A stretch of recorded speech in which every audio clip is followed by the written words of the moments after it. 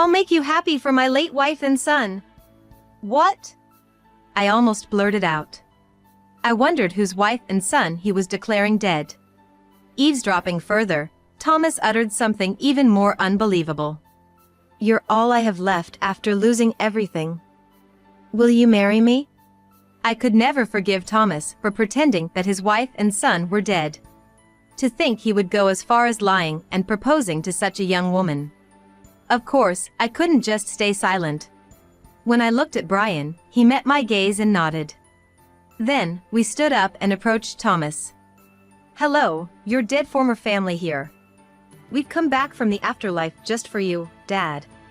Thomas's eyes widened in shock at our sudden appearance.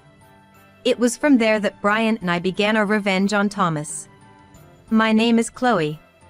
I'm a 48-year-old housewife and have been married for 24 years. I grew up as an only child in a family where both my parents were high school teachers. Although my grandmother took care of me when I was little, I spent a lot of time alone after she passed away when I was in middle school. My parents were often away from home even during summer breaks and other long vacations, as my dad coached baseball and my mom coached volleyball. Seeing my friends' moms at home being housewives or working part-time and being home in the evenings made me envious. So, I decided I wanted to be a stay-at-home mom when I got married and had kids instead of being out at work. Being a quiet person, I never had a boyfriend until I graduated from college. My mom got worried for me, so she introduced me to a young male teacher who was a colleague of hers shortly after I graduated from college. His name was Thomas Jones. He had a nice figure, and he was handsome. According to my mom, he was sociable and well-liked by the students. He seemed too good for someone quiet and plain like me. But Thomas, respecting my mom as a more experienced teacher, took our relationship seriously. A year after we met, Thomas and I got married. Having felt lonely as a child, I told Thomas that I wanted to focus on our family instead of work. He agreed, saying he had felt the same as his parents both worked. He wanted me to stay at home. Thomas and I shared the same values. I thought we could build a happy home together. However, Thomas, being sociable, valued his relationships with colleagues and students. That's a good thing, but he often neglected life at home. We rarely spoke to each other, and when we did, it was only when he had something he needed me to do. "I'm glad that you became a housewife to take care of this household, Chloe. I can rely on you for anything." Thomas always flattered me like this, leaving everything to me, even things he could do himself. But hearing this made me feel needed, and I tried to take it positively. I suppose it would have been better to get mad at him and say, "I'm not just a housekeeper, you know." On top of that, since the beginning of our marriage, he would never be home at night during the weekends. He would usually be out drinking with his colleagues or his former students. Indeed, I had heard from my parents that many teachers would drink to relieve their stress. But my parents were different. My mom didn't drink, and my dad rarely went out for a drink out of consideration for my mom. I realized some teachers really enjoyed their drinks seeing Thomas's lifestyle. But I kept quiet at first because it didn't affect our living costs. However, Thomas still kept it up even after our child was born, so I got increasingly unhappy about it. "Hey, Thomas. I get that socializing is important, but can't you say no every now and then?" I had kept quiet until then, but I couldn't take it anymore. Thomas looked puzzled and responded, "What? Why are you asking this now? You never mentioned it before." "Well, my parents told me that teachers have a lot of socializing to do. But I want you to value your time at home too, for Brian's sake." I said this for the sake of my son Brian, but Thomas furrowed his brow as if he was offended. "Look, both of your parents are teachers, right? So, if they come across any problems at work, they can talk to each other about it. But I don't have that, so going out with other teachers for drinks is my only option." Thomas made his point as a teacher. Hearing that made me feel helpless since I didn't work, and it left me feeling lonely. Regardless of how I felt, it must have been lonely for our son, Brian, to have his dad gone every weekend. All I want is for Thomas to genuinely connect with Brian. But Thomas didn't even try to understand my feelings. Despite having these thoughts, I couldn't say anything back to him. Even though I found this frustrating, there was nothing I could do about it, and a rift gradually developed between us. However, our life wasn't entirely lonely. Thomas was well liked by his students, and those who had already graduated and are now working often came to visit him. In particular, 2 of his students, who were the class clowns, have been visiting us frequently in the past 5 to 6 years. Their names are Miller and Martin.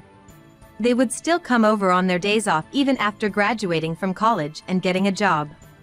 Thanks to them, Thomas has been going out less over the past few years.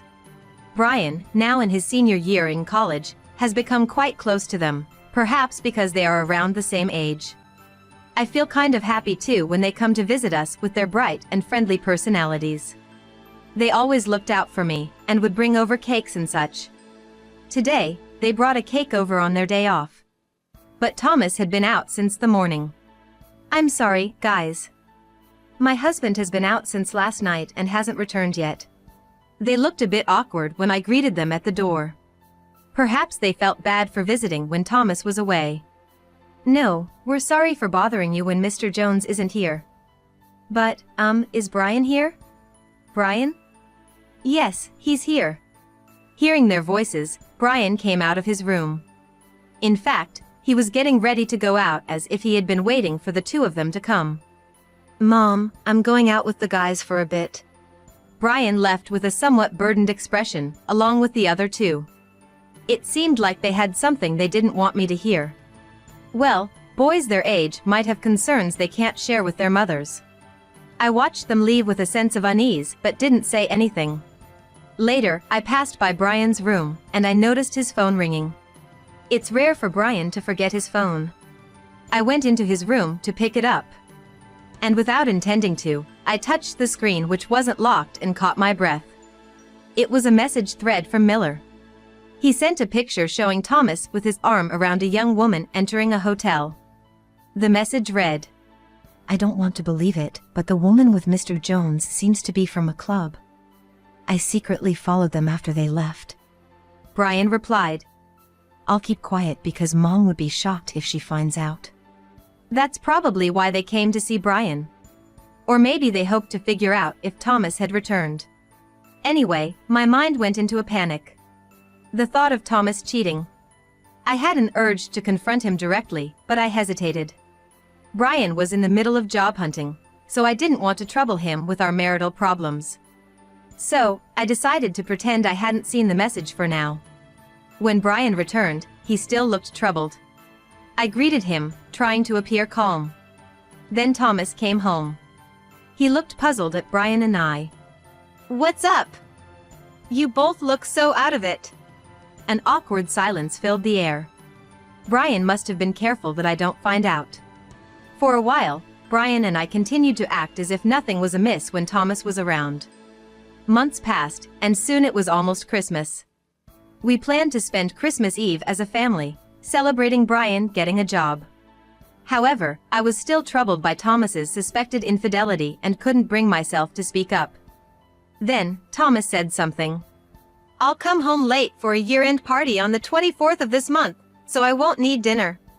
It makes sense that there would be a party on that day. But given the date, I couldn't help but wonder if he was lying. Even so, I couldn't confront him about it, so for the time being, I just replied, yes. Lately, I haven't had a proper conversation with Thomas, and I feel suffocated every day. Seeing me constantly like this, Brian made a thoughtful gesture for me. Mom! Actually, I got 2 dinner vouchers for a hotel where Miller's relative works. It's for the 24th, but let's go together. Really? You want to take me out for dinner? Don't you have someone else you want to go with? I asked Brian shyly in reply to his invitation, but Brian answered as if he was trying hard to come up with an excuse. No, Miller and Martin seem to have plans that day. And my friends from school said they'd be spending it with their girlfriends. I decided to accept the invitation because Brian was concerned about my loneliness. It's been years since I've gone out for a meal with Brian.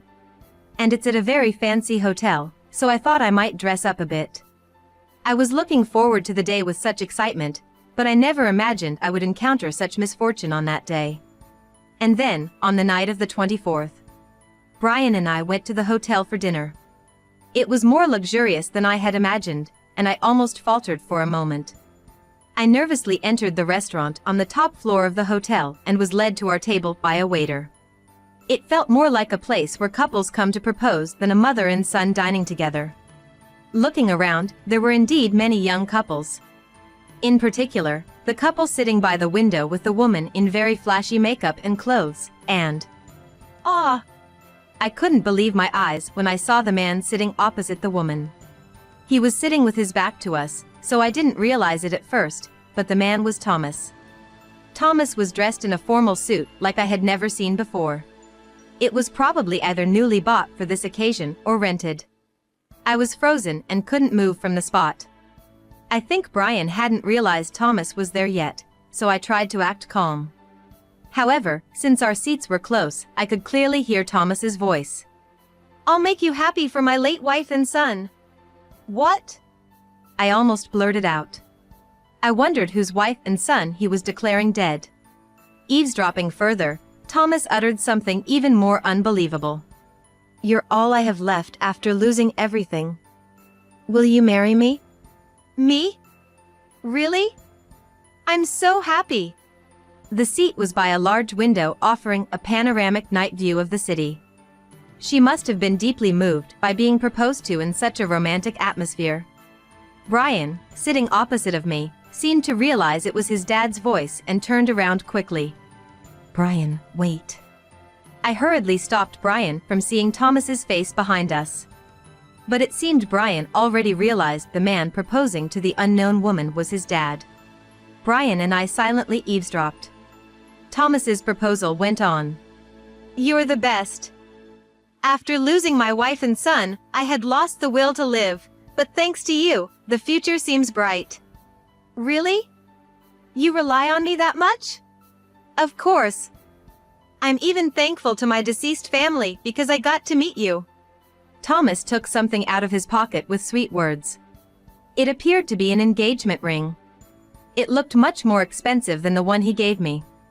I could never forgive Thomas for pretending that his wife and son were dead.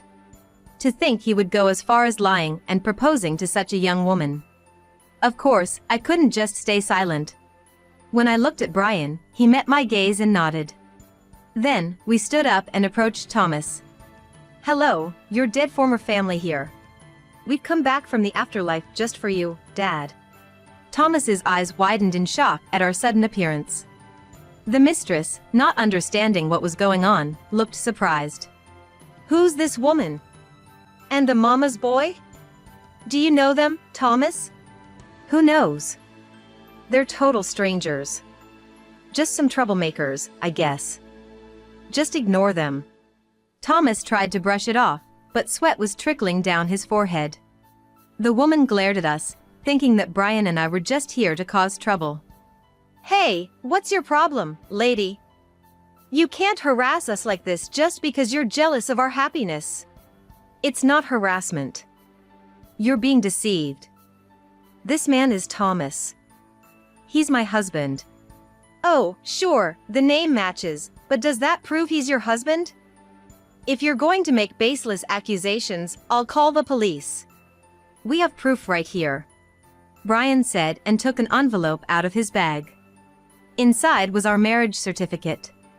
Arya, the mistress, grabbed it and showed it to Thomas. "What's this about, Thomas? You said you had lost your wife and child." Confronted by Arya, Thomas shrunk back, unable to say anything. That was when I wondered. Why had Brian brought something like that? Noticing my puzzled look, Brian seemed to catch on to my question. Then, looking at Thomas, he said, "Dad, I've known for a while now that you've been cheating on Mom with this woman. And I found out you'd be meeting her here today." "What are you talking about?" Thomas still tried to play dumb at this point. What an awfully stubborn man. "Ha!" Brian scoffed at those words. "There's no escaping it now, Dad. I've got the whole proposal recorded on my phone." "What are you talking about?" You don't have one on you right now. If you're wondering where it is, the attorney sitting over there has it. Brian pointed to a seat where Martin and a man around 50 were seated. Miller emerged from the back of the restaurant. It seemed like they had planned this together in advance to confront Thomas about his affair. I was surprised Brian had orchestrated this. Then, the man with Martin approached us. "Hello, I'm Martin's father. I hear that you have always been very kind to my son." "Oh, Martin's father. It's been a long time." "Well, I believe this is actually the first time seeing you in person, sir. I'm ashamed to say I've left everything concerning my son's school to my wife." "Are you here for dinner with your family today?" Thomas seemed puzzled to find Martin and his father at such a place. Then Martin, sitting next to his dad, spoke up. "I asked him to be here with me, sir. My father's a lawyer. When I told him I had something I wanted him to look into, he had a friend investigate and found out you'd be here today with your mistress." Thomas looked surprised when he heard that Martin's father was a lawyer and that he was being investigated. Naturally, his guilty conscience must have made him react that way. I had no idea they had gone as far as to involve an attorney and a private investigator. Thomas glared at me sharply. "Chloe, what is this all about?" "I have no idea either. Mom has nothing to do with this, Dad. We're the ones who planned everything." Hearing these unexpected words from Brian, Thomas's eyes widened even more, and he froze in place. I wondered why Brian would go to such lengths. Then, Brian explained how he came to know about Thomas's affair through a message from Miller. Brian had been talking with Miller and Martin about what he could do without me finding out. But the three of them couldn't find a solution on their own, so Martin talked to his father, who is a lawyer. Even though it was a personal request, Martin's father agreed to help and had a private investigator look into Thomas's surroundings. One of Miller's relatives works at the restaurant where Thomas was meeting his mistress that day. They provided the dinner tickets to stake out Thomas. "I wasn't sure whether to bring Mom along, but I wanted to clear things up. I couldn't stand the thought of you and Dad just pretending to be a couple anymore. I couldn't bear it. So, that's why Brian invited me here. I thought Brian was still a child. Yet, he had been thinking about his parents this much. I was truly surprised to see how grown-up Brian had become before I knew it." As I was lost in thought, Martin suddenly looked at Thomas and made a shocking statement. "Mr. Jones, my father and his friend found that Aria is actually Mia, who was in the same class as Miller and me in our freshman year." "What? Her name is Aria. It even says so on her business card." "That must be a pseudonym for the club. Don't you remember Mia, who dropped out in December of our freshman year? That's her." Upon hearing this from Martin, Thomas looked at the woman named Aria. "Aria? You're that girl, Mia, from back then. What are you talking about? Who's Mia? I don't know any Mia." Aria was desperately denying it, but she seemed to be panicking. Seeing Aria like this, Martin showed us a photo on his phone. "A friend of mine went to the same middle school as Mia, and he showed me the graduation album. I took a photo of Mia's picture with my phone. Look at the large mole under the left eye. Isn't it the same as yours?" Martin pointed at Aria's face. Aria covered the area under her eye with her hand, but it was too late. She gave up and smiled wryly. "If I'm caught, so be it. Yes, I'm Mia, the one who couldn't stand being in Mr. Jones's class during my freshman year of high school. The Mia who was driven out of school because of such an awful homeroom teacher." The room went silent at Aria's drastic change in demeanor. What was she plotting by getting close to Thomas? As I pondered this, Thomas questioned Aria before I could. "Driven out of school because of me? What do you mean? You probably don't remember. To you, I was just a mere shadow." Aria began to recount her time back then. She couldn't fit in with the class and was isolated since her first days of school. She also struggled with her studies. She tried to consult with Thomas, her homeroom teacher, who never took her seriously. Although Thomas was well liked by his students, he tended to be favored by the popular ones. So, it was quite possible that, on the flip side, he didn't pay as much attention to the shy, quiet students who didn't stand out. Just as he had been neglecting me at home. I found myself feeling a bit sympathetic towards Arya, even though she was the one Thomas was cheating on me with. Listening to her story, Martin's father placed his hand on her shoulder as she tearfully recounted her high school days. I understand your pain. But why did you decide to date Mr. Jones without revealing your true identity? Arya answered, wiping her tears away with her hand. I wanted to get back at him. I thought making him cheat on his wife would destroy his family. He happened to come to my club as a customer, so I coaxed him into picking me. He didn't know who I was, and I thought if his wife found out he was cheating on her with a girl from the club, she would divorce him. While I felt sympathy for Arya, I felt that her plan was over the top. Cheating is cheating, no matter the reason. Thomas, who had been close to Arya until moments ago, now looked at her with suspicion. You played with my feelings for such a reason? What about my feelings? Thomas exclaimed as if he was the victim. I couldn't stand his self-centered attitude and couldn't keep quiet any longer. Enough! Playing the victim now? Cheating is cheating, isn't it? I've known about it all along. My sudden outburst caused a stir around us. What's the matter, Chloe? You're not acting like yourself. I've been keeping it to myself until now. Disappearing every weekend with friends or whatever, and now cheating? I will never forgive you. I let out all the feelings I had been bottling up inside. Thomas seemed unaffected, showing no signs of remorse. I was bored at home because you wouldn't talk much. So, I ended up accepting invitations from my colleagues or taking my students out for a drink when they asked me for advice. I'm a teacher, after all. It's not my fault.